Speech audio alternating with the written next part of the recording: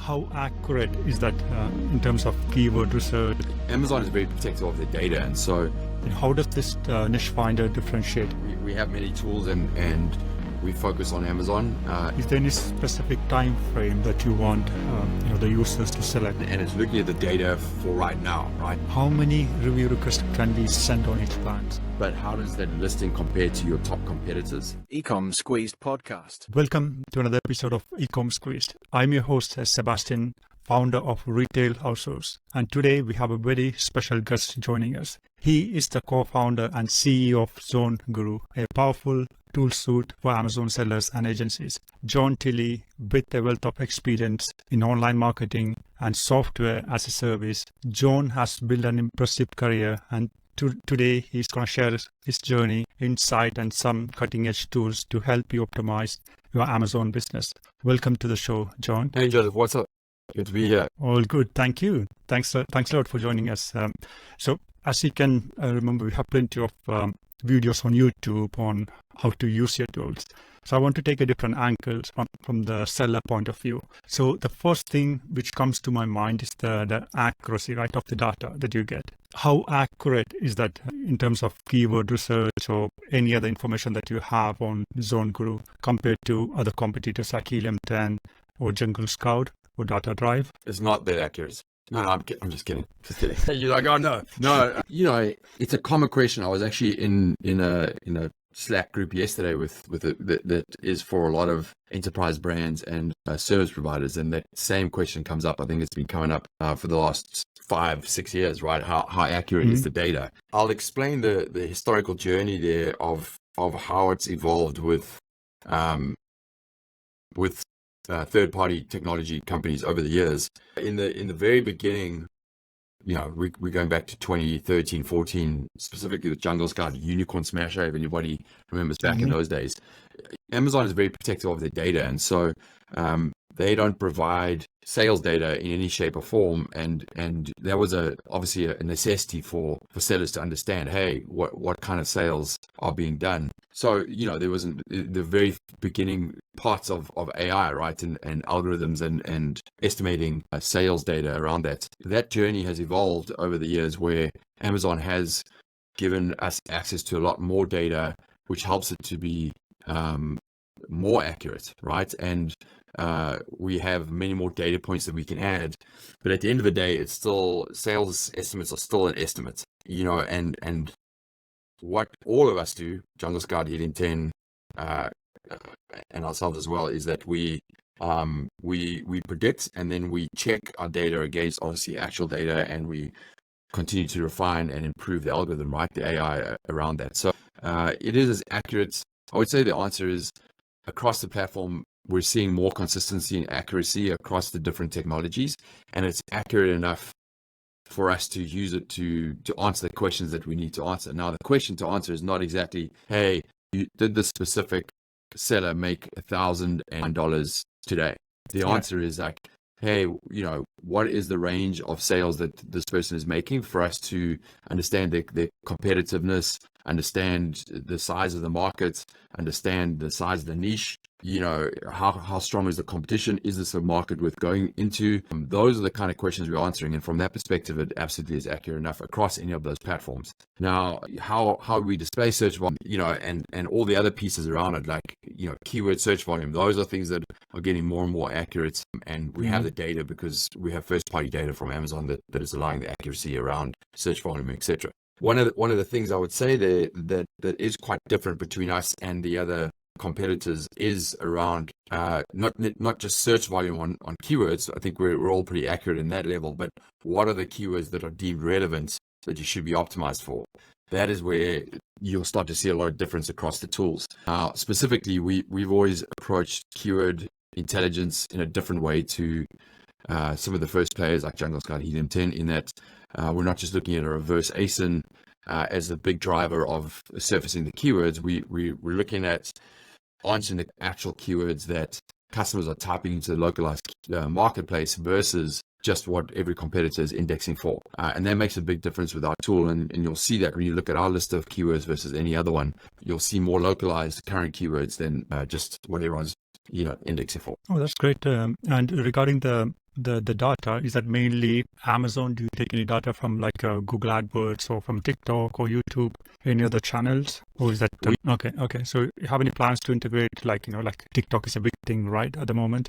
Do you have any plans to integrate? I think so. From a technology perspective, no. We have many tools and we focus on Amazon, and we believe today, as strongly as we believed last year or the year before, that there's always going to be massive potential with Amazon and always going to be problems that need to be solved by sellers. So having an expert in that area is critical, and that's the path that we've chosen. Obviously, as the market is growing, our keyword intelligence tool can be used to surmise what keywords you should be looking at on Google Ads or Walmart, etc. So a lot of agencies use our keyword intelligence and listing tool for other marketplaces, specifically eBay, Walmart. TikTok, we have partners there, and we use them we recommend and push our customers to start to use TikTok in the right way, because we do see a significant bump in brand halo effect. And if you're getting something to go viral on TikTok, you're seeing a lot more purchases happen on your Amazon storefront just by that halo effect. So we're seeing a big impact there. So it is a very strong strategy, but today's world is different to how it was 5-6 years ago, in that as an e-com seller, you shouldn't be specific to just one channel. You should be using other channels in its own right, and also to use it to help drive sales on Amazon. So things like TikTok are definitely critically important. Yeah. My next question will be, this is one of your tool, Niche Finder. This tool will, how does this Niche Finder differentiate?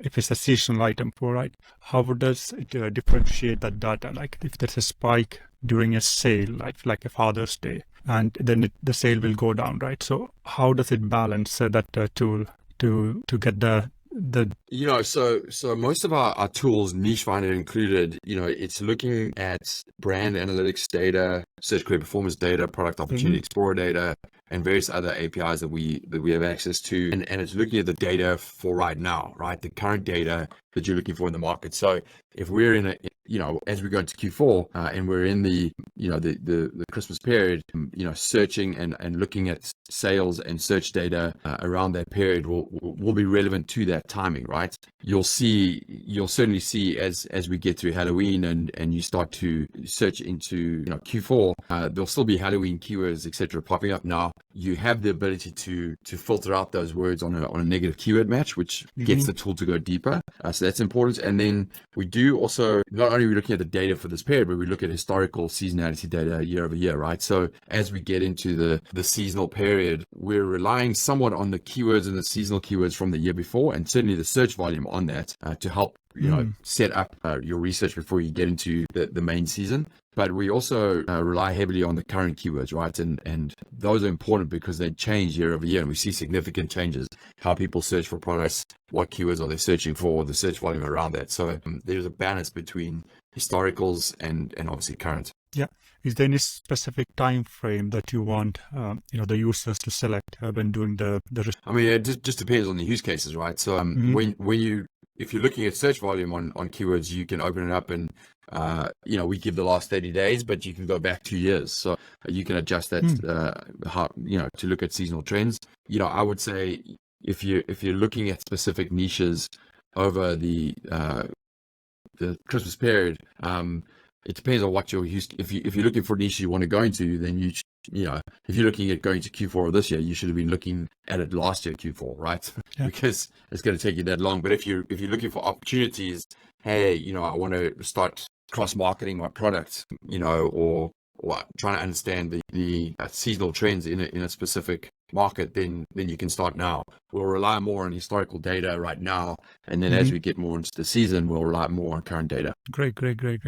Another tools that you have is the the review automator. How compliant is that with Amazon TOS? Yeah, I mean, the short answer is it's extremely compliant, because all we're doing is we're just triggering Amazon to send the review request from their system to clients, and it's just basically, instead of you manually triggering it, we're using technology to trigger that around a certain, algorithm in terms of timing and what's good for your category and when is the best time to actually send that review request. The previous iteration of that, which is around email automation, using Amazon system to send an email to customers, that has become, it used to be able to be used to objectively request a review in a non-biased way. But certainly today, Amazon doesn't like you using that feature unless it's obviously something critical and you need to reach your customers. So there are customers that still use that feature, but mostly it's just a review request. And just it's set and forget it. You just turn it on and it'll generate reviews as you need them. Okay. Can we do like different stages, like a lot of rules in between before we send that review request, like wait X amount of days, there are certain contacted us? there's certain filters and ways that you can adjust how you want to do it. Obviously, if there's returns gone, not sending a review, and certain filters that you have on that. And there's certainly more ways you can down the road as we get better senses of time when it was purchased and when you want to send it, maybe even dividing it by different time zones. Those will be things as they get released to us, we can put into the review request as well. And for this review request, you have 3 plans, right? Sorry, 2 plans. How many review requests can be sent on each plan? I think it's as many as you want. So there's on no both the plans. Yeah, because it's just a set and forget it. So every order that you get in, a review will be sent. There's no cap on the plan. Yeah, that's good to know. And the next thing I want to jump into is the listing optimizer. You have that AI integrated, right? Possible you can do a demo how you can do that listing optimization. Sure. Yeah, I can jump into our demo account and just conceptually show you what we do there. Out of all of our tools, our listing optimizer is our flagship product. It's what we're known for best. And we've had a lot of firsts in the space. I think the 2 main firsts is one, we were the first to do what we coined contextual SEO, which is we try and answer the question, not just, hey, how is a listing best optimized for the algorithm, but how does that listing compare to your top competitors? The purpose of that is obviously, it's great to be able to say, hey, I've got the best optimized listing on page 1 out of my competitors. And with our tool, you can answer that question, right? So at least in theory, you're going out with the maximum potential you can have for a listing. And then the second first was that we were the first to integrate ChatGPT into AI listing creation back in January of 2023. So we were the first to market on that front. And we're now on ChatGPT for Omni. And we're actually Rufus optimized as well. So, there's a lot of firsts that are still happening in the space that continue. We continue to double down on the listing side because there are massive changes that are happening in the space. I think you see that right now with Rufus. If the listeners don't know what that is, because I know you do have a lot of UK listeners, but in the US it is now Rufus is available on every single customer Amazon app, which is basically an AI assistant. So, the world is moving more and more to not just searching by keyword, but actually asking a question of some kind of AI intelligence, mainly ChatGPT, and then having a conversation with that piece of AI. So Rufus, Amazon's solution for that, and it is literally game changing from a customer experience perspective. You can now have a conversation with Rufus and ask benefits. What should I be looking for? What are the quality things that I should be looking for in products? Can you recommend some products?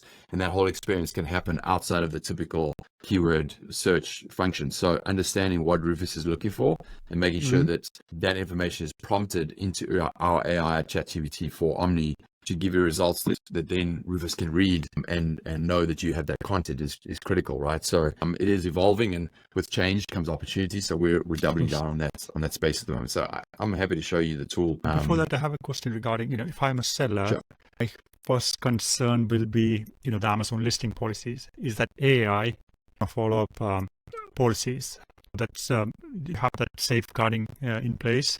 It's a very good question, and there's 2 answers to that. One is yes, we give you inputs that you can use to ensure that the AI doesn't generate content that includes certain types of keywords. So you can negative match on keywords. Now, clearly, if you're selling medical devices as an agency or a seller, you have to understand what those terms are and then negative match on those terms. So the emphasis is on the seller or the agency to input that data ensure that the AI doesn't write around that.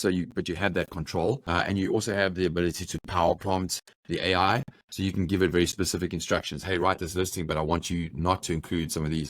You can negative exact match, but if there's other things that you wanted to focus on, like, hey, I want you to focus on quality versus practicality or whatever, it'll do that. So that's number one.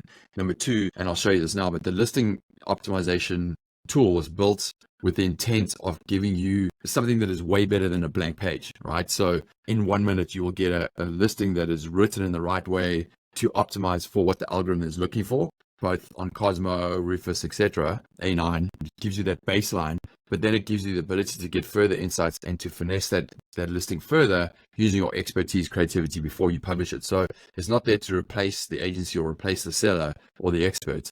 It's there to give you a very fast, smart baseline that is typically 10% better optimized than the best listing on page one, that you can then use as a baseline to finesse and create further. So, the responsibility is still on the seller and the agency to take that 90% listing and make it 110%.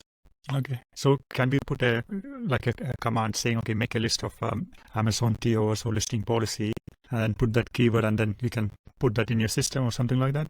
Yeah, there and thereabout. Let me share my screen. Sure. Can you see my screen? Yeah. Okay, so this is ZonGuru. These are all the various tools. You have 18 to 20 tools along the left-hand side. This is just our dashboard, with plenty of data that you can look through. It's an operational dashboard. The tool that I want to show you is our SEO tool. I'm going to touch on two quick things that are probably helpful for you to know as a seller. One is our keyword intelligence tool called Keywords on Fire. Now, when you're optimizing a listing, whether it's for AI, Rufus, Cosmo, the A9 algorithm, it's still, there's intent and there's behavioral aspects that you need to include in your listing. But at the very essence, it's still driven by the keywords, and understanding what are the keywords that customers are typing to Amazon as a baseline that you can use to prompt your content is really, really critical. And that makes a big difference, because everyone knows, AI is a tool, and the quality of the output is based on the input that you give it, right? So you've got to give it really strong input. And that's a combination between the keywords that we find, but how we prompt AI to write listings, right? So I'll just show you an example. This is a men's wallet, a RFID credit card holder. We generate the keywords, which are important, right, down the left-hand side. And, there's a lot of important data points across the keywords.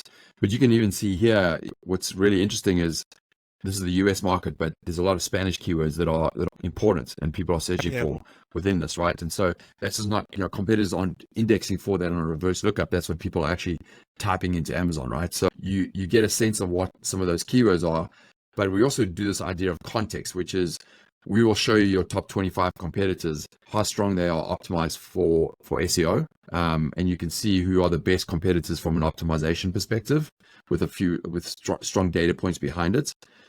And you can also see by keyword how your competitors are optimized for those keywords and where the opportunities are. So, for example, in this view here, you can see, hey, if this is one of the top competitors, these are all the keywords they index for and what position they're indexed for in, right? So I can see, they're, they actually are. Could you please explain the color scheme? Is that red? You have. So the color red just means they're really well optimized. They're a strong competitor. Green means there's opportunity. So whether it's your listing or not, red will be in position 1 to 25, or 1 to 10, I'm sorry, and then 13 will be orange, and then we'll get to green, which is 42, 95, and then the dot actually means it's not indexed at all, right? So I can see here, if this was my listing, there's a bunch of keywords here that I'm actually not indexed for that I should be.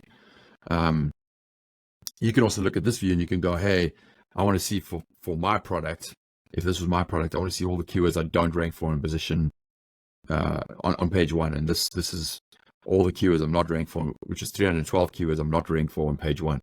Or I can edit this and I can change it to the top 100 positions or whatever, right? So there's a lot of interesting filters that you can use to understand what are the keywords I'm looking for, where are my competitors strong, where they're weak. I can add competitors to this list as well. I can say, hey, I want to see all the keywords my competitor doesn't rank for, etc. So a very versatile tool with different use cases that you can use. But at the core, it's about how do you actually find these really good keywords that I can then use to prompt my listing optimization tool, which is this one here, right? So I have a follow-up question on that. Sure. Is there any way that we can see the backend keywords of a competitor listing? Yes. So in our tool, this is our listing tool, right? You can see here are the I import the keywords that I want to optimize my listing for, which I can add on the left-hand side. And along the top, I can just add my own listing, or I could add any of my main competitor listings. So in this case, if this was my listing, you can see this here, I can add a competitor listing right here, and we pull in all the content that matters. So title, bullets, description, and backend search terms as well are added into the tool. So you can easily see, hey, what is all the content that is surfaced in that listing, and then we give that a rating, right? So you can see this competitor has a score of 46,000, and it tells you where it's strong and weak. And I can see my listing right now is 54,000, so I have a better listing than my competitor. Now, the key here is then with this listing, how do I improve the score? And I can get some insights here of keywords that I could add to the listing. I can certainly go ahead and manually just type in the keywords that I want to add, or I can also AI generate a whole listing. I can add a description. I can add negative keywords. I can give it a tone. I can give it a language. I can also just rewrite a part of it. So if I want to rewrite a bullet, I can add some further context. I can also tell the AI what I want to write. I can power prompt it. I can select specific keywords if I want. So, I could just only choose a few keywords and then prompt a section. So there's a lot of versatility in terms of how you generate a listing, a whole listing, or just parts of a listing, or get insights from your competitors and build the listing that you want. This listing here is written with AI, and you can see the type of content it will write, and it's got a decent score of 59,000. So the point here is it'll give you a baseline based on what's the best way to structure your listing from a optimization perspective, accounting for everything from the A9 through to what Rufus is looking for to make sure your listing has that. And then you can then finesse it further manually, and when you're happy with the listing at the end of the day, you can either download it as CSV, or you can publish it directly to Amazon through our platform. So your Seller Central account is connected, and you can publish to the child or the parent ASINs at a bulk level, and then move on from there. Great, thank you. That's a lot of good features are there on this software.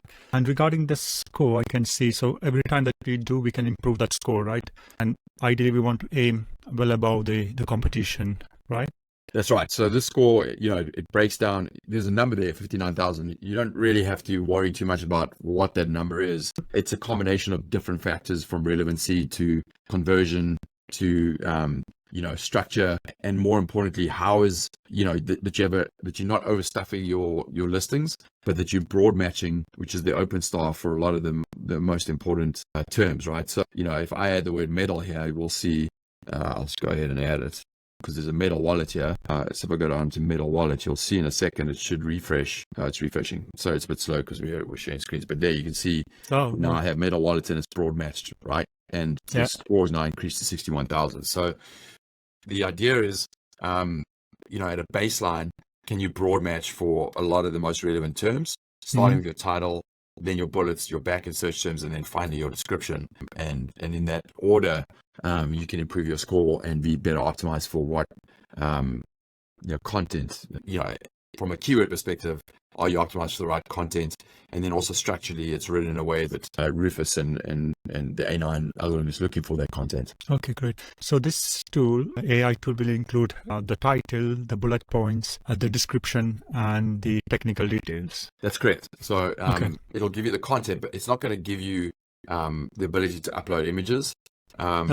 And certainly images are becoming more and more important. We have an internal tool we're using right now as part of our agency, which will become a product that everyone here can use, which is understanding, AI is now not just reading the HTML tags and images, it's actually reading the content in your images. So understanding what the content is and how to read it is going to be really important. So, making sure that your images are optimized for AI is going to be, there's a technical component to that, outside of obviously just the ability to make sure that you tell your customers what they're looking for so they convert better. Okay, great.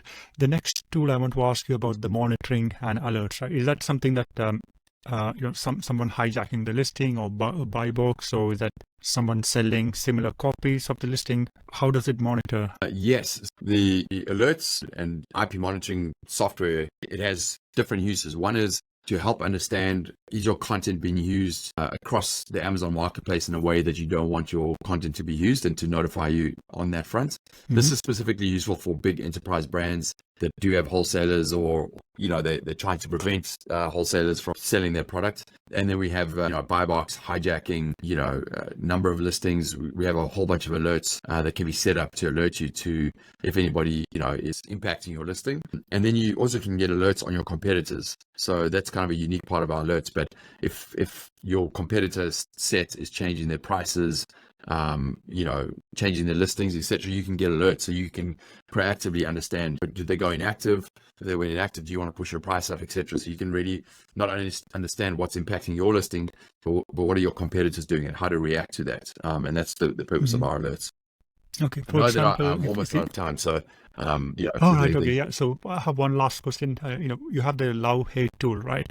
Could you just give us some details about that too? Yeah, the love hate's an interesting tool. It basically it was one of the first AI analysis of reviews across a category on Amazon. So what we're trying to do is understand across all the reviews and in a category, what are the most important things that people love about a product, or what are the things that they hate about products. And that's good to surface at a high level, so that you as a seller can understand, hey, what should I double down on from a product differentiation perspective? What's important to customers around what do they love or hate? And then making sure that you address that in your listings. So, for example, if,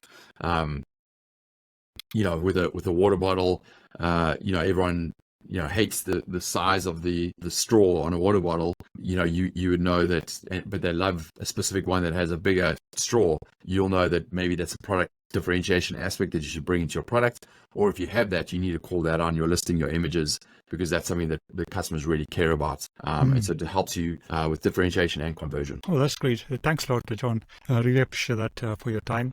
I'll put the link down in the description for the ZonGuru website. Do you have any offers running at the moment on ZonGuru? I think, we can definitely give you an offer for your audience.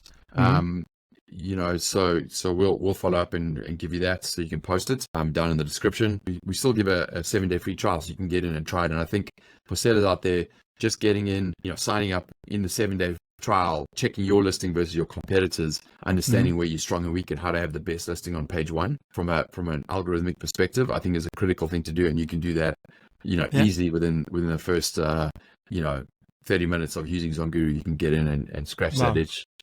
Which I think is worth doing. Certainly if you're in different markets in Europe, using ZonGuru is really important, because you will get a better sense of the localized current keywords that customers are looking for, not just reverse index, which gives you an advantage. So those are the things I would test for sure if you want to get in and try ZonGuru. That's great. Thanks a lot, John, for your time. Really appreciate that. Thank you, Joseph. Appreciate it. Thank you. Bye.